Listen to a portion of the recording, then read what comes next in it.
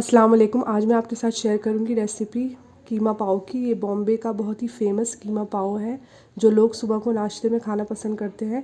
तो इसको बनाने के लिए यहाँ पर सबसे पहले मैंने एक ग्राइंडर लिया है जिसका एक मसाला तैयार करना है। मसाले के लिए यहाँ पर मैंने 1.5 कप पालक लिया है, 1 कप हरा धनिया लिया है, 1 कप पुदीना लिया है, 3 से 4 हरी मिर्च ली है, 1 चम्मच कसूरी मेथी ली है, ड्राई कसूरी मेथी।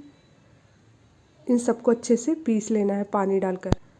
पीसने से पहले इन सबको अच्छे से धोकर और कट कर लें।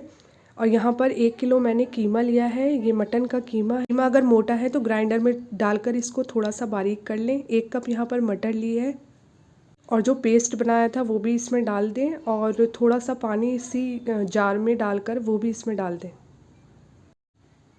इसके बाद यहाँ कुछ सूखे मसाले डालना है। 1/2 टेबल स्पून मैं नमक डाल रही हूँ, आप अपने टेस्ट के हिसाब से डालें। 1/2 टी स्पून इसमें हल्दी पाउडर, 1/2 टेबल स्पून इसमें रेड चिली पाउडर डालना है, लाल मिर्च पाउडर, 1/3 टेबल स्पून इसमें गरम मसाला डाला है, 2 हरी इलायची डालनी है, 3 से 4 तेज़पत्ता ले लें।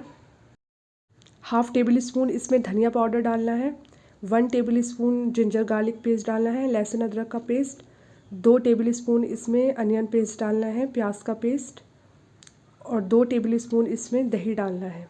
1/2 कप इसमें मैं ऑयल डाल रही हूँ, सरसों का तेल डाल रही हूँ। यहाँ पर आप जो भी ऑयल यूज़ करते हैं वो डाल लें इसमें।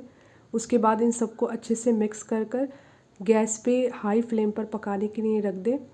और पानी का ध्यान रखना है, इसमें पानी नहीं डालना क्योंकि दही भी पानी रिलीज़ करता है, कीमे से भी काफ़ी पानी निकलता है, तो इसमें पानी एक्स्ट्रा नहीं डालना है, इसी में ये अच्छे से गल जाएगा। बहुत जल्दी गल जाता है ये कीमा, तो आप इसे पैन या कढ़ाई में भी बना सकते हैं।